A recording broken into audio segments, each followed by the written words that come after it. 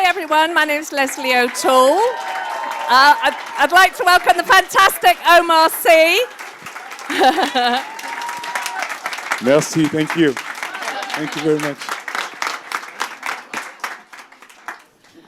I understand that many people here saw the Intouchables news. Thank you. And you've obviously enjoyed this just as much, given the laughter we were hearing from outside. And I just want to ask you, first, Omar, you won a César, the French equivalent of the Oscar, for the Intouchables. And then after that, you actually decided to take a little break from acting, and you came to Hollywood. Yeah. Because apparently you said that you wanted to really prove yourself with this film. Now, many of us would say that you'd certainly already proved yourself, but I just wonder if you can talk a little about, the journey that you went on before you felt able, to come and, play samba. Yeah. Before samba, it was before the Intouchable. Eric and Olivier talked to me about the subject, immigration. They wanted to talk about it.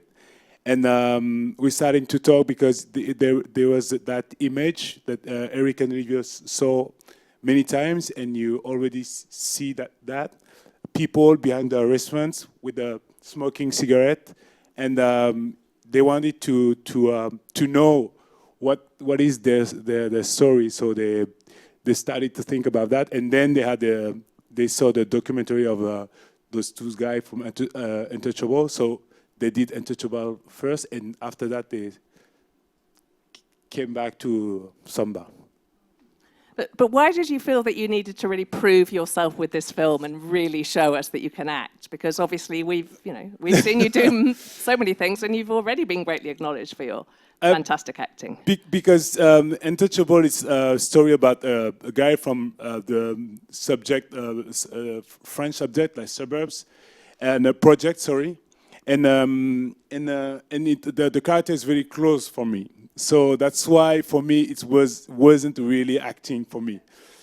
And samba, it's more difficult because it's not a comedy, because I have a comedy background, so Intouchable was much easier for me. And samba is I had to find a different way to talk. Different way to work, different way to look at people, and I have to understand really a character far from me. So that was for me a real job actor. So that's why for me it was challenging. And after the César, I wanted to prove myself I was an actor. Now, you actually went to some physical lengths as well to look different. You gained some weight, you changed your hair. Can you talk about that? Can you talk about your whole process of preparation? It's not difficult, just have to eat. What did you eat? And here, it's easy. Like you have Pollo Loco, In and Out. That's easy. But did that really affect a change in your acting? Did you feel Of course, different? because when you find another way to work and you have a different way, it's changed something, and you feel different. So that helps a lot. Yeah, of course. Now, Samba is your fourth film with the Untouchables team, Yeah. so you're obviously very much a family at this point. I'm just curious to know, you obviously have a real cushion of familiarity with the team. Did that mean you were really able to stretch and felt incredibly comfortable because you knew these people so well? Of course, each time I have a big challenge in my career, it's with them, because yes, it's like a family, and I have a real trust on them, and I know that I can try everything, and they will just keep the best, and it's not always the case. So it was important for me to do it with them, and they had also a challenge. So we did it together. Like it's like a habit. We used to do that, and we felt stronger when we are together. So yeah, it was with them, and yeah, because I don't know if I can do it with someone else. I don't know.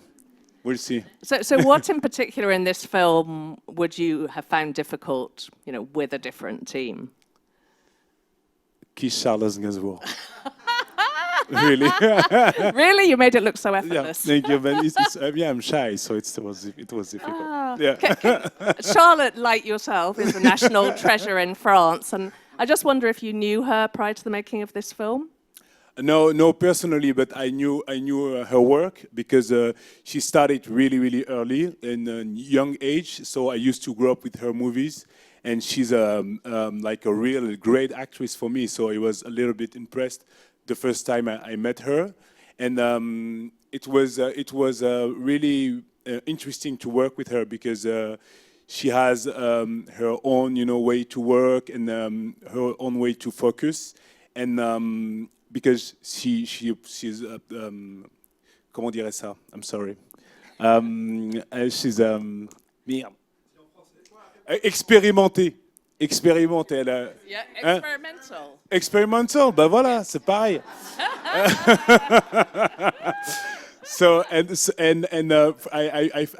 feel like a rookie. So it was interesting to watch her working, and we find a way to work. And as an actor, for me, it's really important to have to connect with my partners and to have a great actress like that as a partner. It was makes things easier for me because she's really good and really intense, and you can feel everything from her eyes. So it was really good, and it was a good help. You do have great chemistry with her. Was that there right away? Yeah.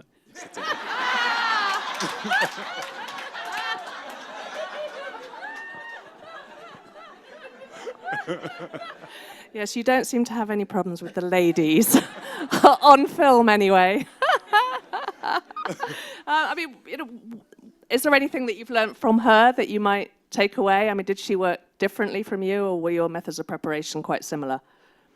The preparation, I don't know, because we prepared way before shooting, but just the way to focus on set.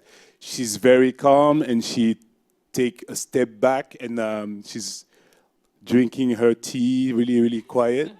And me, I have to make some jokes, I have to scream, I have to move.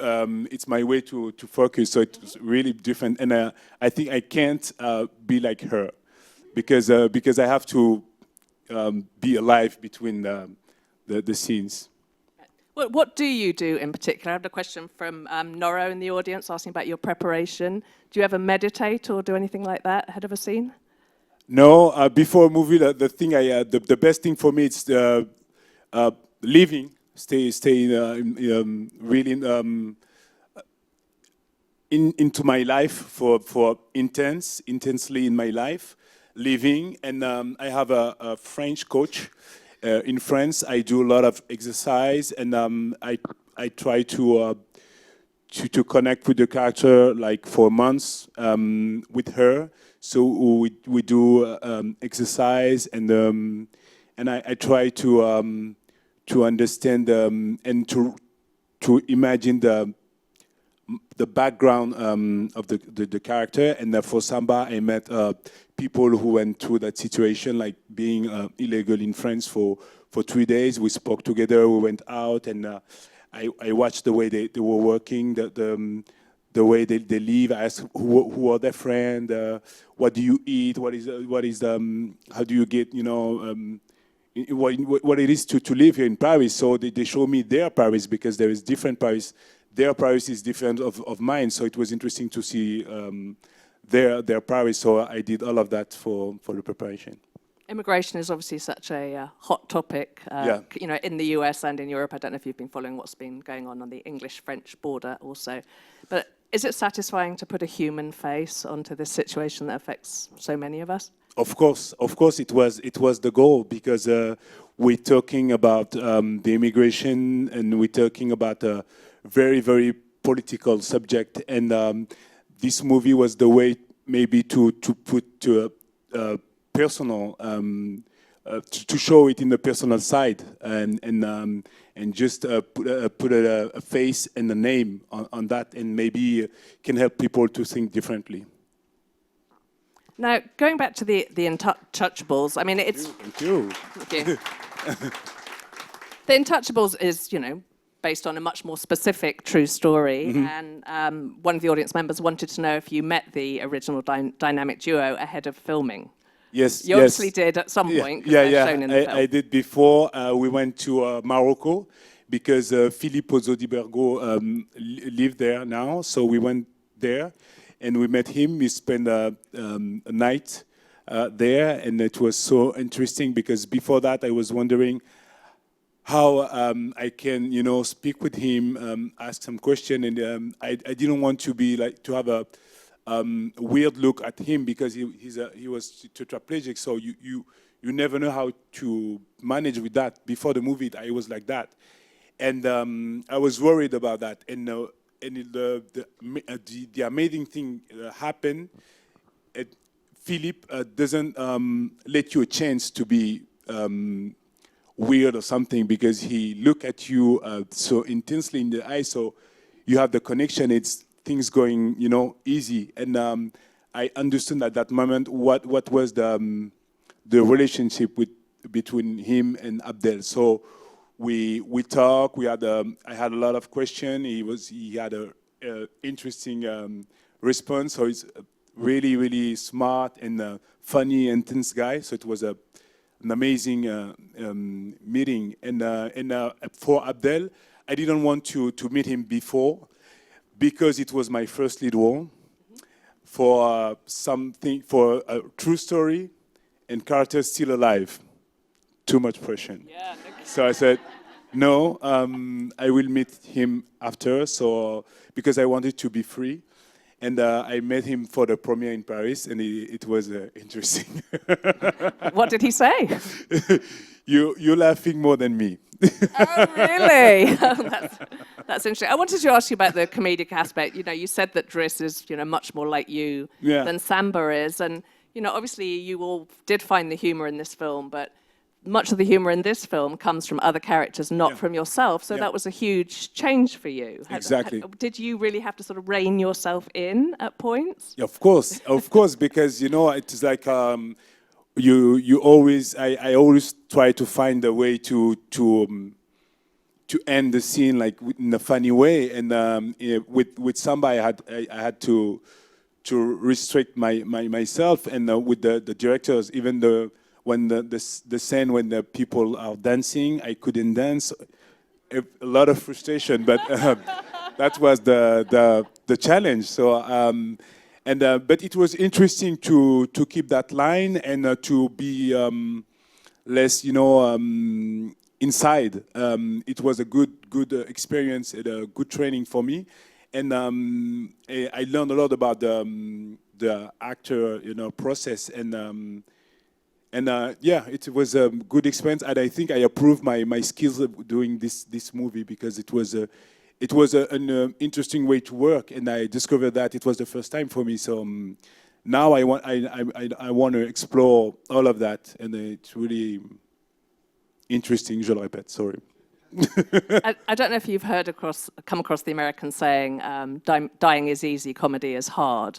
And your background actually is in comedy. Yeah. Can you just talk about how you got started in comedy? And also, you have a comedy duo. Yeah. Do you still have any time for that now that your Hollywood career has taken No, off? I don't.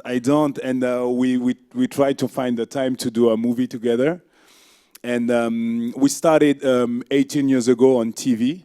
And the first time it was on the radio. It was for a radio show. And I have a friend, a famous comedian in France, Jamel Debbouze. Voilà, Jamel. So we grew up together in the same neighborhood, and one day he had that radio show, and he wasn't so famous, so he couldn't have a guest for his show. So he called me, and we created a character. I was supposed to be, I pretend to be famous from Africa, and I came. And I came and I pretend to be an old soccer player with a lot of farms in Africa, trying to, with the cosmetic brand and everything. I came and it was all, Yeah, and we did that for an hour. And everybody was wondering, who's that guy? He's really interesting. and we don't stop because it's fake. It's my friend. It's just for because we were on the rush. We didn't have guests. So the guys who ran the radio said that okay, so you can come every day. So I started to come every day, and it started like that, him pretending to be someone else.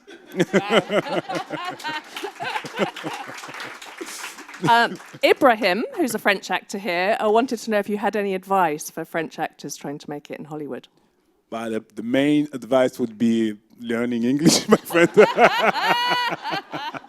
It's so hard.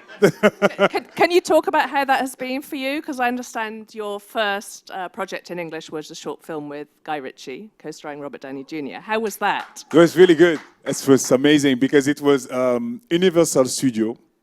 And it was for Call of Duty, the video games. So I'm a huge fan of all of that, Guy Ritchie, everybody. So it was, an hour, but it was cool. It was just and did you feel confident speaking in English by that point? But it was 2 words, so it was okay. It was what were your 2 words? Yeah, 2 words. What were they? I don't remember, sorry. I forgot, sorry. And on what project did you get your SAG card? Do you know? I know, I don't remember. I think it was after Good People. After Good People, after 2 movies. Right. I was so proud. So then once you moved on to Good People and the X-Men, I mean, what sort of transition was that? Between X-Men and Good People?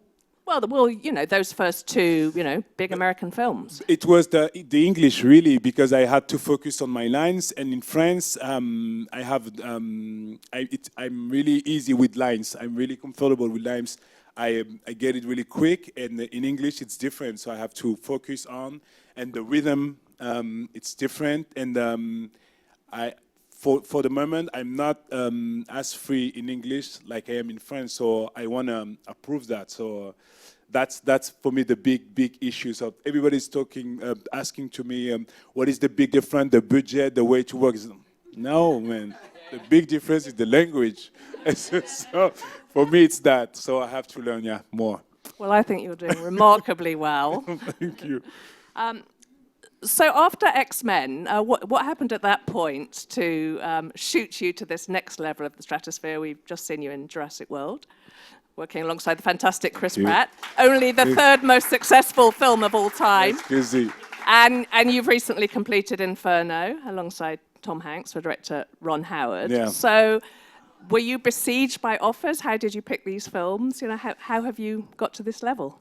So after X-Men, I had a call from Colin Trevorrow, the director of Jurassic World, and his wife is French, and he spent time in France, so he knew my work on TV in France. So, and he knew I was working in US, so he called me and he wanted me in the movie. So, okay.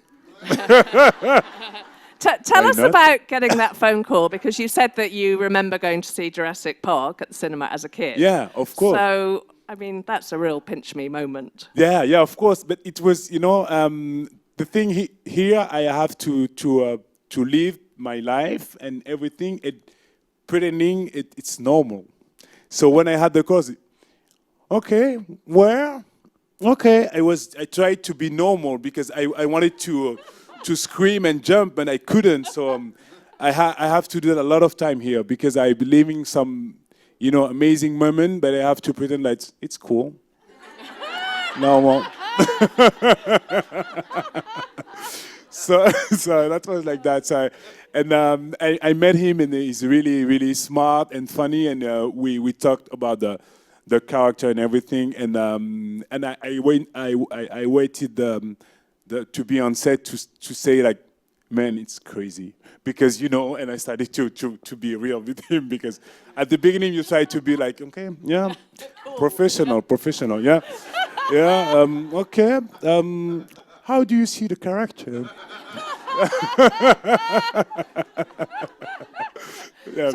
Because I remember, when I saw Jurassic Park, I was like 15 or 16, and it's the first movie you go to see on your own without your parents or your old brother. So it was with all my friends, so it was a special moment in my life because it was one of the first movie I saw. And a few years after being on that set, speaking in English, it was like crazy. In Hawaii, in a quad, during the night, just crazy. So yeah, sometimes I have to relax. Now, also, obviously, you're acting with a lot of things that aren't there at the time in Jurassic World. I mean, was that a new experience for you? It was, but for me it was like being a child, because you know, when we were young and fighting the dragons wasn't there, so it's the same thing, and it's for me the comment on dit, le premier sens, the first sense of acting. You're just pretending, seeing something and everything. So it was also interesting, and I really think like each time there's new experiences and new way to work, giving my skills, because I never had a background of dramatic school and everything. So I learned on set, watching people working and working myself.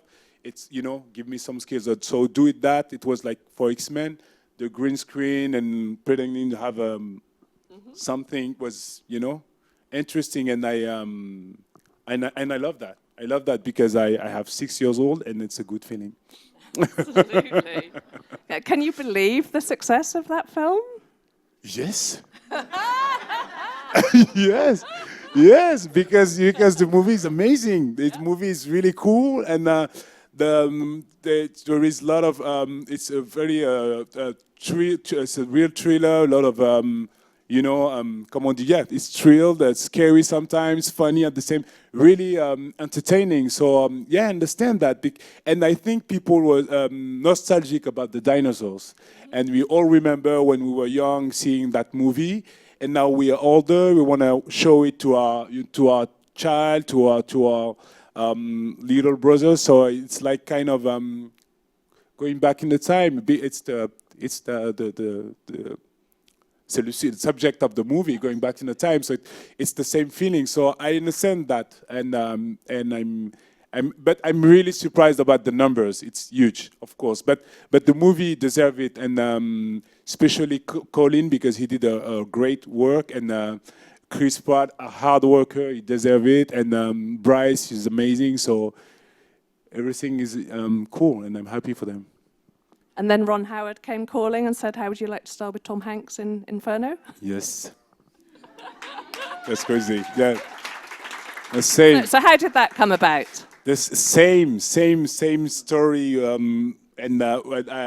was in France shooting a French movie this winter, and I had a call for the agency, and they said, like, Ron Howard want to Skype with you.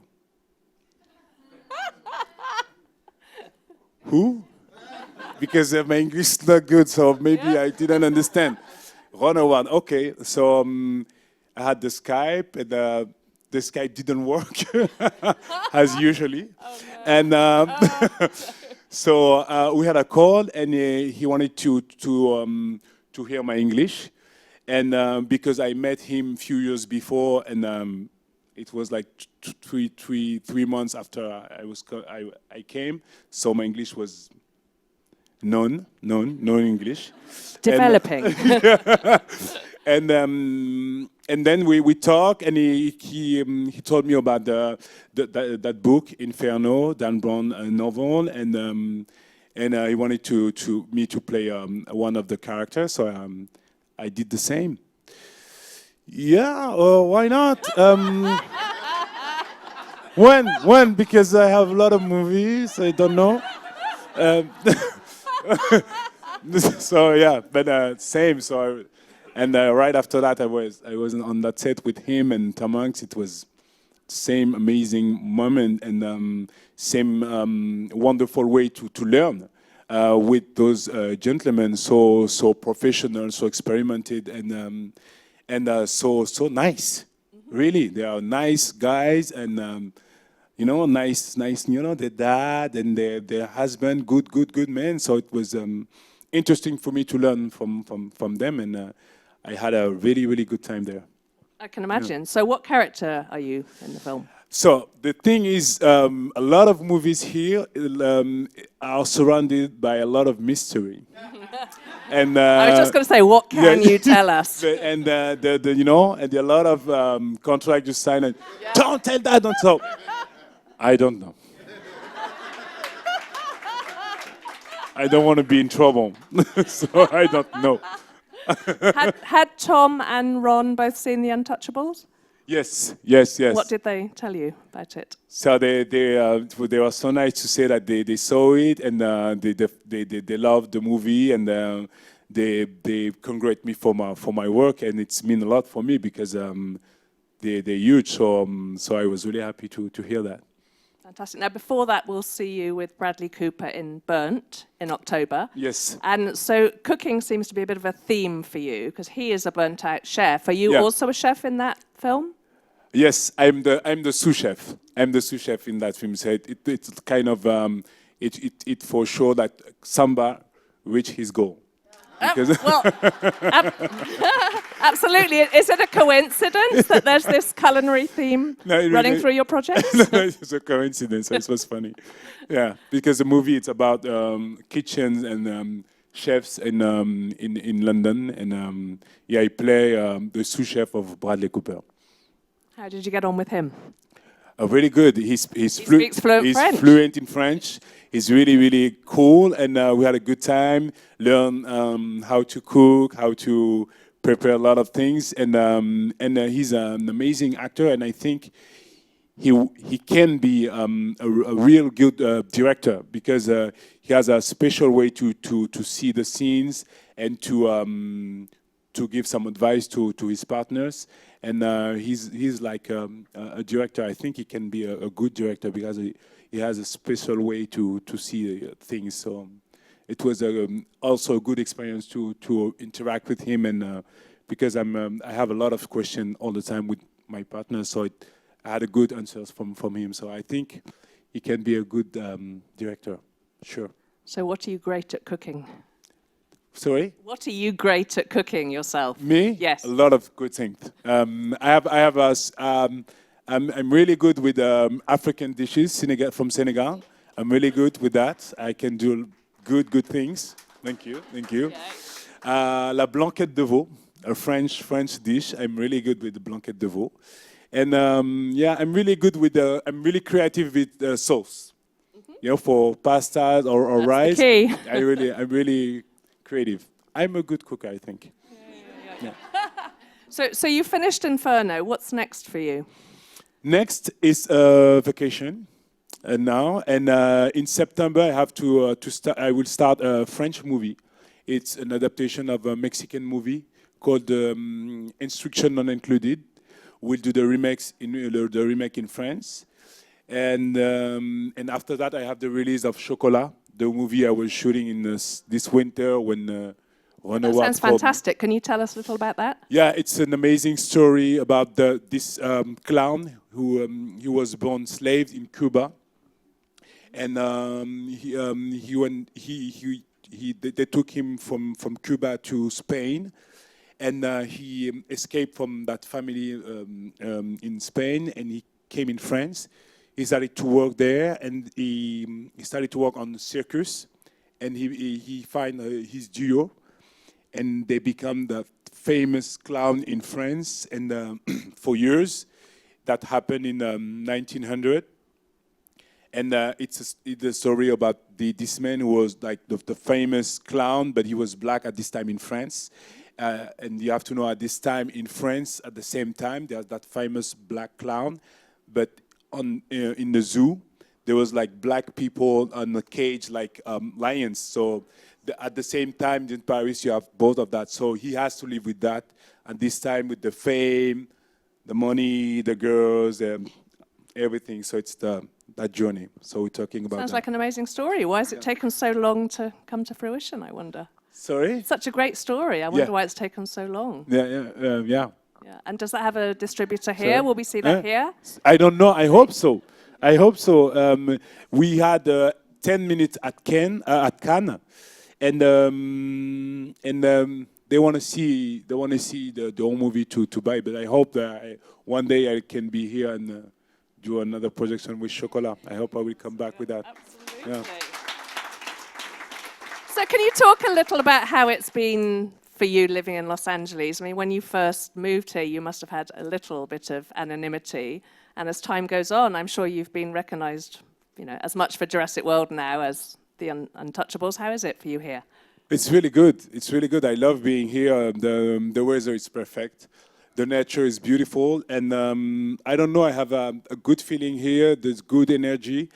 And I don't know, I feel really good here. The first thing happened close to it on Sunset. The first time I came, it was like the first week of the second one. And that was for me the really image of Los Angeles, because it was early in the morning. I was in my car, and suddenly I saw Jesus.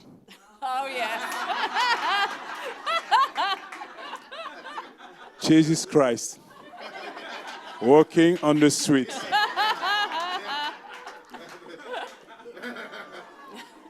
Till now, okay.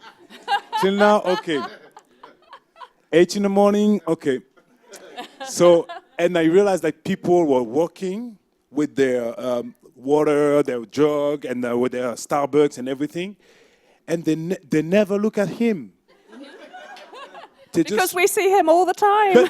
But that was so people can be Jesus in the street here and nobody's look at him. So I understand Los Angeles now. That's cool. That's cool. That's cool. So you can wear everything you want. That's okay. No, that's cool. I love that.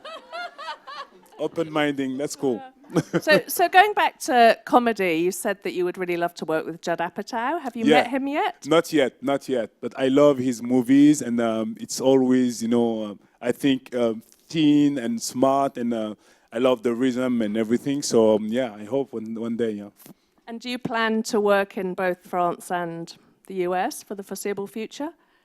I don't know. I never made like plans for my career. I think I take things how they came, and I try to not lose any opportunity. So I wait, and it's difficult for me to plan, because if 5 years ago I wanted a plane, it couldn't be that. So it's way behind the expectation. So I have faith on life and my guardian angel, and I follow the rhythm. But nonetheless, is it nice for now not to be quite so recognized as you are in France? Because presumably everywhere you go there, people know you. Yeah, and you're not small. You're a tall person. You stand out. Yeah. It's a good feeling sometimes, especially when you are with the kids and you want to have a family time. It's good to be a little bit relaxed, and when people don't recognize you, because you can. Because I love doing meeting people, and I love like being on a bench and watching people living, and I love that. And in France now I can't do that, and I can't meet people without recognize me. It changed the meeting. So here it's different. So I love that. They just introduce myself. They say, "Hi, I'm Omar," and in France I can't do that anymore.